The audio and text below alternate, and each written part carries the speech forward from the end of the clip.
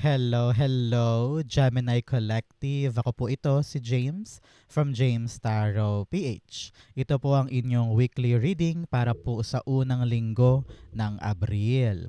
So ano po naghihintay sa inyo para sa mga petsa na yan? We'll see. But first, may good news ako sa inyo mga Gemini. Nagbabalik po ang ating isang tanong, isang sagot portion. So kung meron kang pangmalakasang isang tanong, you can ask that at the end of our reading. So stay tuned for that po and alamin natin ang sagot sa iyong question. Okay? So let's begin. Holy Spirit, Spirit Guides, ibigay po natin kay Gemini ang mensaheng dapat nilang malaman for the week. Inhale and exhale. Your cards are beautiful. Okay, mamaya discuss natin yan. But first, mga mahal kong Gemini, thank you po muna sa lahat po ng mga hindi nag-i-skip ng ads, nagla-like, and also nagko-comment at nagsusubscribe. Thank you po. Malaking tulong po sa akin yan every time po na meron tayong libreng reading para po sa inyo. So keep on liking, keep on commenting, and thank you po for not skipping the ads. So, in your background energy, the Devil card. Okay? Napakaganda nito, Gemini. Pinapayuhan ka ngayon na i-release mo lahat ng takot mo sa isang bagay. Meron ka magandang opportunity na naghihintay para sa'yo. Pero at this point, ramdam ko na parang merong pumipigil sa'yo to achieve that. Either takot mo, insecurities, or mga toxic people around you. Halimbawa, pinipigilan ka ng partner mo, ng parents mo, o ng co-worker mo, no? Ramdam ko dito na someone or something is stopping you from achieving something, no? So, kailangan ngayon ma-pinpoint mo, Gemini, kung ano ba yung harang sa aking goal. Ano ba yung asungot? Ano ba yung talaga namang dapat kong tanggalin sa aking life so that yung goal ko ma-fulfill ko this time. Okay? Example din, kung humaharang pala sa goal mo this week ay ikaw mismo. Yung mga mali mong iniisip, mga mali mong paniniwala, mga mali mong idea, no? Kailangan natin mag-improve, no? To be a better, stronger Gemini para this time around, wala nang makapigil pa sa yung goal. Okay? Napakagandang background energy niyan. But in your core energy, talaga namang time first muna, mag-wish ka na. So go on, pumikit ka na ngayon, i-wish mo na yan because itong si Nine of Cups really is a wish fulfillment card. Very, very beautiful. Nasa core energy mo pa, ibig sabihin, this is your element this week. Okay? So, kung meron kang wish fulfillment dito, ano yung mga dapat nating ayusin? Devil card, no?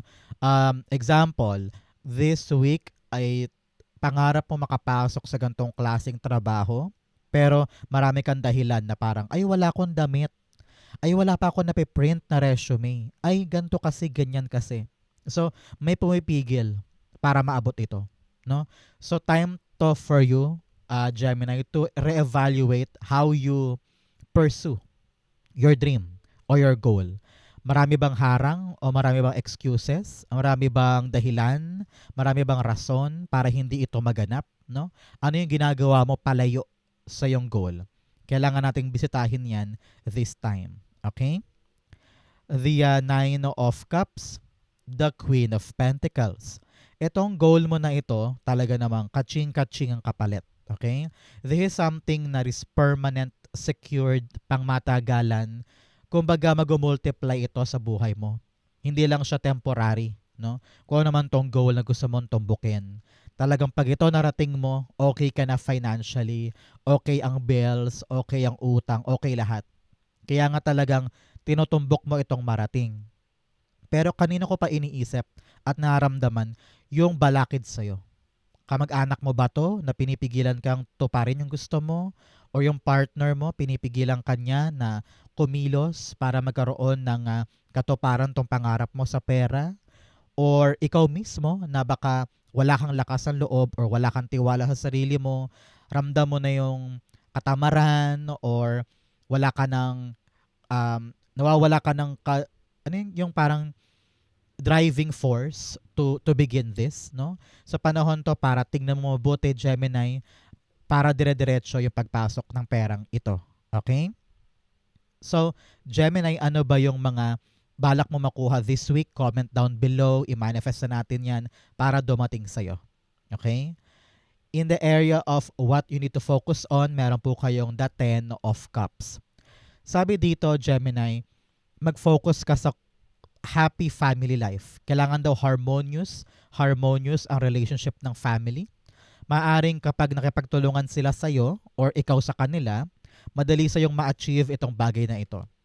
Nakita ko dito na ang hinihiling mong wish ay hindi lang sa'yo eh. Pampamilya din eh. No? At gusto mong maging secured, gusto mong mapanatag pagdating sa iyong kaperahan. Gusto mong magkaroon ng garantisado na pagkakakitaan nang sa ganun yung needs mo at needs ng family ay may fulfill, di ba? Magkaroon ng katiwasayan. Pero sabi dito, meron sa inyo na para bagang medyo may rocky relationship with a certain family member. Example, ikaw hindi mo kaayos siguro si kapatid o si magulang o si anak, no? Panahon to para magtulungan kaysa magbilangan ng responsibilidad o magbilangan ng mga nagagawa sa pamilya. No? Siguro dahil napapressure ka with a certain family member na lahi kang pinupuna na parang, o ikaw, Gemini, anong ambag mo, anong tulong mo? Ikaw naman parang, sige na nga, sana matupad ko na to para hindi ko na maranasan tong gantong power dynamic sa family. No? So ngayon, sikapin natin na matupad ang ating pangarap, magkaroon ng pag-aayos sa pamilya para matupad natin yung katiwasayan na nais natin at mawala na yung mga asungot or yung mga negativity sa paligid. Okay? Clarify natin. The Ace of Cups. Yes, all you need to do ay talaga namang pamayanihin yung pag-ibig mo para sa pamilya. Especially this week. Bakasyon ngayon, first week ay medyo Holy Week tayo, no? So, sinasabi dito ng yung spirit guides to really open your heart to your family, no? Wala ka naman daw kasing, alam mo yun, yung silang talaga yung matatakbuhan mo sa oras sa kailanganin mo. So, mas importante na pagtibayan ang ugnayan kaysa maging tama. Yan. Pagtibayan ang relasyon kaysa maging makatuwiran o maging know-it-all. Ganyan. Okay? Your family is your love and you want to give them, no? Yung buhay na gusto mo para sa kanila. Kaya kung may gusto, pabayaan na, no? Para maputol na yung mga negativity at pare-pareho yung tumbukin yung katuparan ng pangarap nyo para sa isa't isa. Okay? So, Gemini, taga saan po kayo? Where do you watch, no? Itong ating reading for today, comment down below. Saan parte po kayo ng Pilipinas o buong mundo? And summer na, ano mga plano nyo sa summer season? Magbabakasyon ka ba sa Pilipinas o sa ibang bansa or sa ibang probinsya? Comment down below.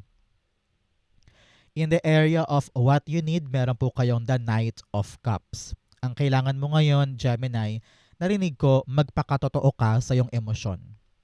Ngayong linggong ito, magpakatotoo sa iyong emosyon, ibigay mo yung serbisyo mo sa mga taong kailangan ka.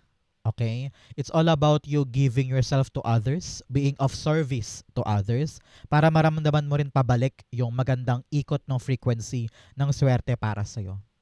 Sabi ko nga kanina, itong wini-wish mo, alam ko para sa'yo to, pero pamilya mo rin na makikinabang. Your happiness is their happiness. Tutulay sa kanila itong swerte mo. Kaya importante na you know how you feel and what you feel para madali na yung maplansya, para wala ka ng kinikim-kim, wala ka ng naramdaman na silakbo or bigat, di ba? So if you could just open yourself, you will see na kayang-kayang solusyonan kahit ano, no?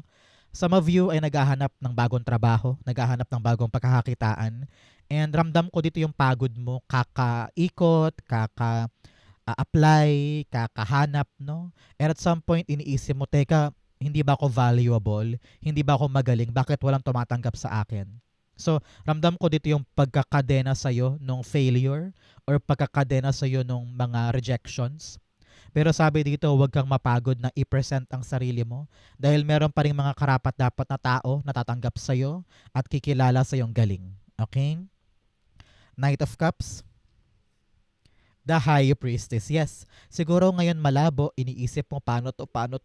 Walang nakakakita ng galing ko or walang nakaka-appreciate ng meron ako, walang tumatanggap sa akin halimbawa, pero makakaasa ka na kung ano man yung kalabuan ngayon, kung ano man yung hindi sigurado ngayon, sooner it will be clear.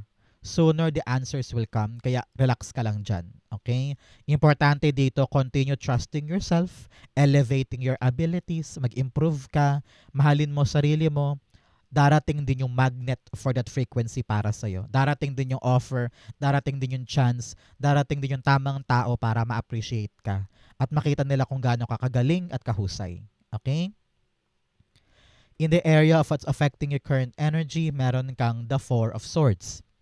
Si Four of Swords dito sinasabi na you're gonna be able to let go of your fear, of your insecurities, of your takot pagdating sa mga goals mo. Nitong mga nakaraang linggo, nakaraang buwan, masyado kang nangangamba, masyado kang aligaga or puro kaba ang puso mo because iniisip mo, maaabot ko ba yun? Makukuha ko ba yung pangarap ko? Parang ang layo-layo na eh. Parang ang tagal-tagal ko nang ginagawa to pero wala pa din. Ramdam ko yung kaba, yung restlessness, yung stress sa puso at isip mo tungkol sa mga bayarin, especially in this economy, in this rising gas hike, di ba? So, napakaraming problema sa Pinas, problema sa budgeting, sa pera.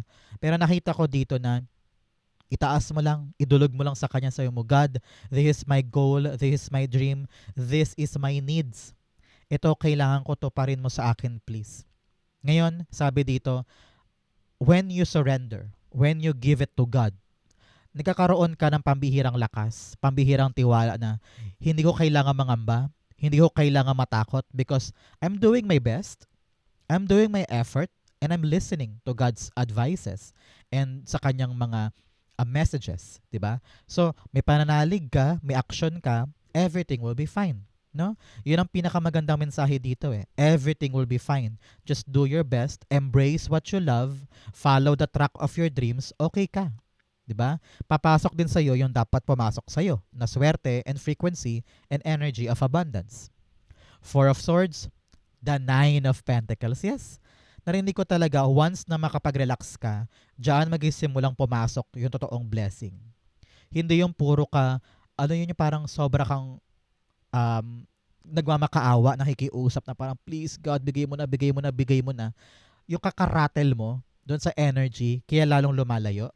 Pero once na makapag-relax ka na, sige, okay lang, kapag hindi pa dumarating, mag-relax lang ako.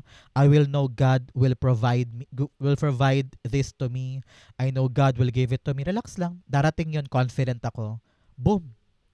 Doon biglang magbabago yung energy mo na unti-unti papasok yung biyaya kasi hindi ka na hindi ka na masyadong uhaw na uhaw or talagang nagmamakaawa para makuha siya. Just relax.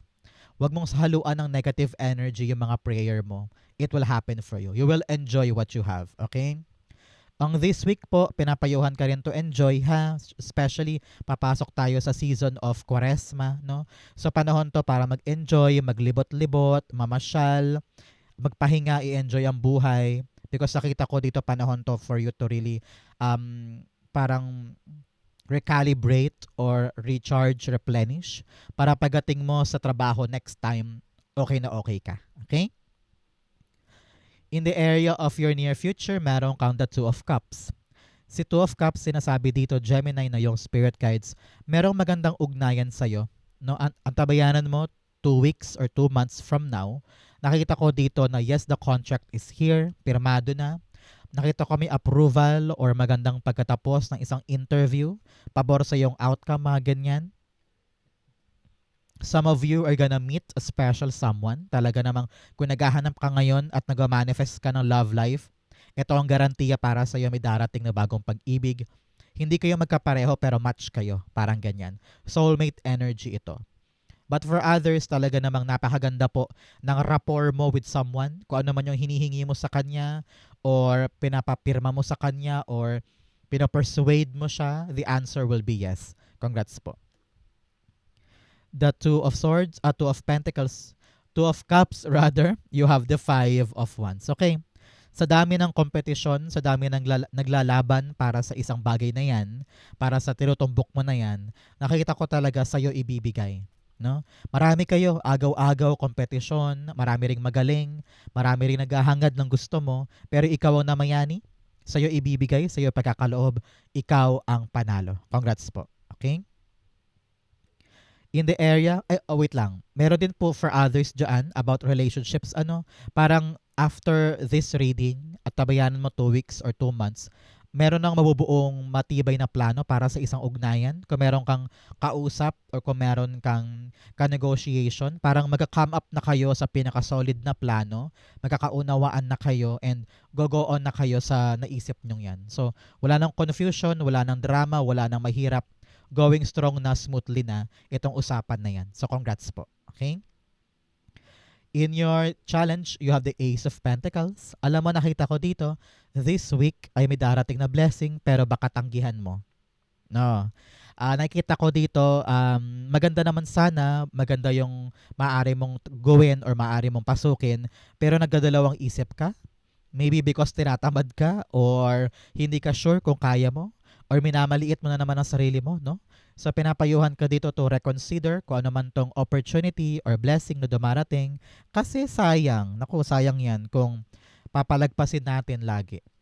The page of the Ace of Pentacles clarified by our Six of Wands. Sinasabi dito na alam ko na may pressure ka sa ibang tao.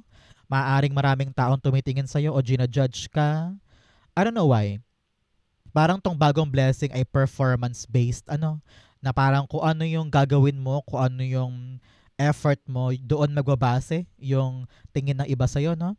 So sabi dito, gawin mo lang yung makakaya mo, do not think of other people, and make sure na ginagawa mo to for yourself. So focus ka dyan, try mo lang, tignan mo lang, at maaring magtagumpay ka dyan. Okay? So wag ka masyadong choosy or mag-reject agad-agad ng mga pagkakataon. Kasi sa face value lang mahirap, pero tignan mo mabuti kung kaya mo ba talaga. Okay?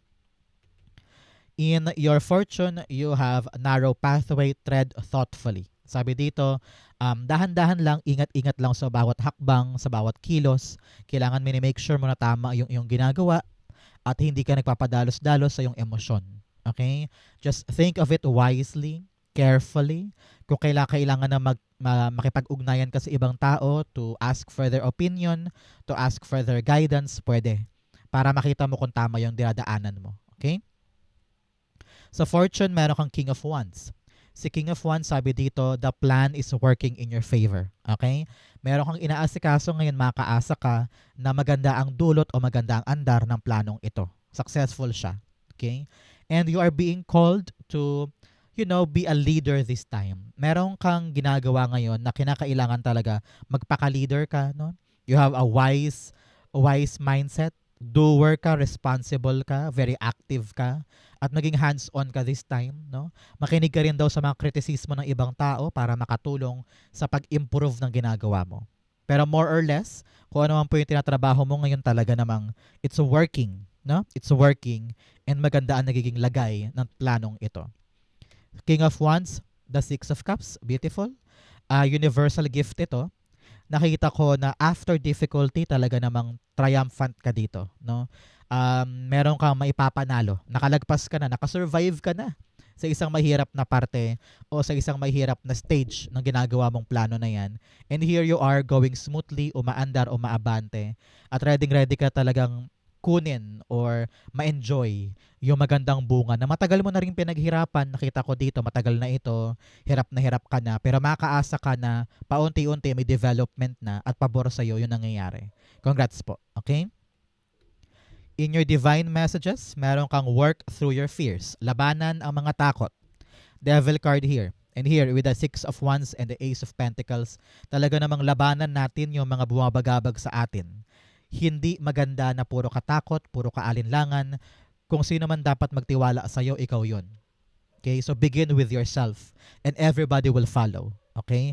Kapag nakikita nila na takot ka or wala kang lakas ng loob, naku, ganon din sila sa'yo. No? So make sure na ikaw mismo, you start within you the trust that you have for yourself. I-shupi sa buhay yung mga fears. Okay?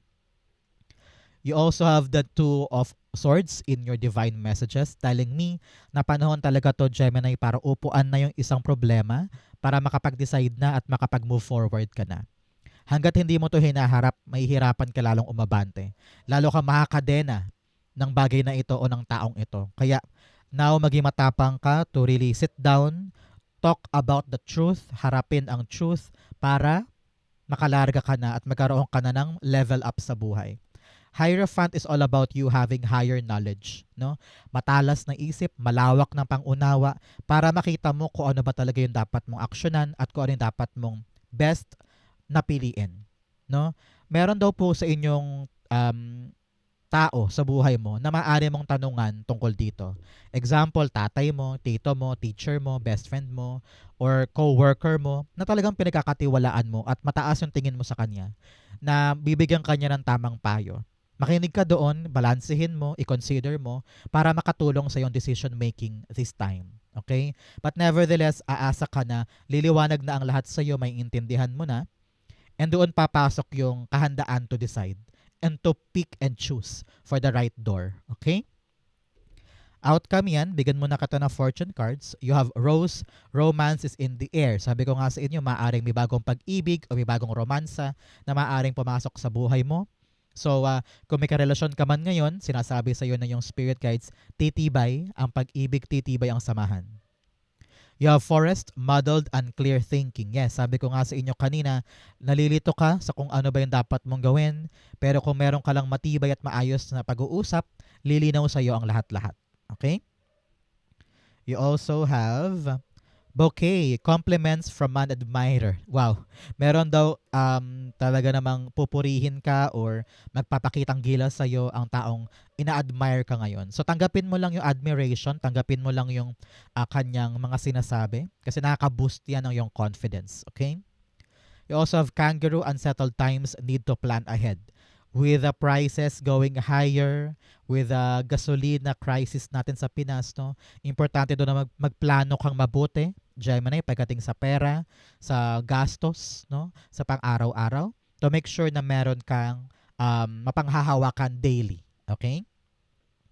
Ang outcome ni Gemini for this week, you have the Three of Pentacles. Si Three of Pentacles, panahon na daw to really talk to other people para maintindihan mo kung paano ka lalaya doon sa mga bagay na pumipigil sa'yo para ma-achieve itong goal mo.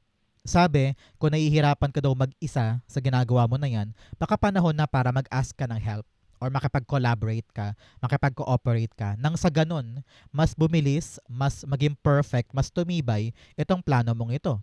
Napakatibay ng plano mo pagdating sa iyong kapirahan and future. No? So, no man is an island, ika nga. Maaring kapatid mo, magulang mo, anak mo, maaring makatulong sila para to pa rin tong ginagawa mo na yan. So, if you need help, ask.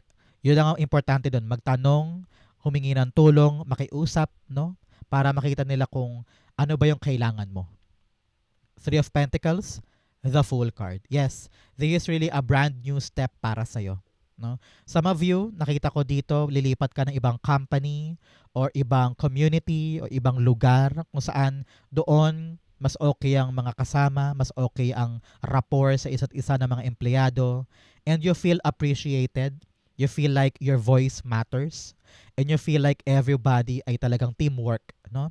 So dito parang nakita ko na dito ka mag-excel, dito ka aangat, at kung ano man to mga gusto mong buuin sa buhay mo, magagawa sa tulong nila.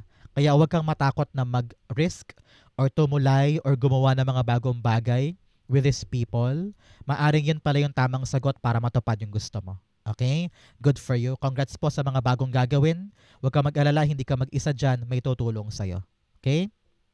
So, Gemini, diretso na tayo sa yung isang tanong, isang sagot. Close your eyes and think of that one question. Pikit ka na, huminga ka ng malalim, isipin mo ang question mo na yan. Okay? You have 1, 2, and 3. Beautiful, beautiful, beautiful. At the bottom of your deck, meron po kayong the King of Wands. Alam mo, tinatawag ka ng card and also ng spirit guides mo to really be brave this time when it comes to your question. Okay? Sabi dito, matutupad with the 9 of Cups. So, palakpakan muna. Congrats, congrats, congrats. Matutupad ang hiniling, matutupad ang gusto, matutupad ang tinatanong mo. The answer is a resounding yes. Yes, yes, yes for you. Pero sabi dito, collective Gemini, na kailangan talaga maniwala ka na kaya mo. Because posible, with the Magician card here, posibleng makuha o maganap yung gusto mong mangyari, pero kailangan daw dito aralin mo. Okay? Aralin mo yung pasikot-sikot, aralin mo kung paano siya ginagawa, para kung ano man ang maganap, kayang-kaya mo lumusot o kayang-kaya mong tapalan yan. Okay? Para hindi ka maligaw o mawaglit dun sa goal mo na ito. Kasi syempre along the way, life will test you, di ba? Sa papanindigan mong bagay na yan. Here, pag may bravery ka, kaya mo kahit ano. Pag meron kang determinasyon, lakas ng loob, kakayanin mo. Kasi able ka. You have the possibility and the great, great power to manifest your goal. Kaya yakapin mo tong mabuti, i-prioritize mo para solid mong makuha yung bunga. Ang question mong yes or no, yes po ang sagot. Congratulations. Dream come true ito, manifestation coming true, kaya unahin mo siya, pangalagaan mo, at asikasuhin mo na. Be brave, it will be yours. Okay? So Gemini, yan po ang inyong isang tanong, isang sagot. Ganon din po ang inyong first week reading. Saan po kayo nakaresonate? Comment lang po kayo sa baba. Babasahin ko po yan. Thank you Holy Spirit, Spirit Guides for the clarity and messages na dapat malaman ng mga Gemini today. Thank you po for watching hanggang dulo. I love you. This has been James for James Tarot PH. God bless everybody.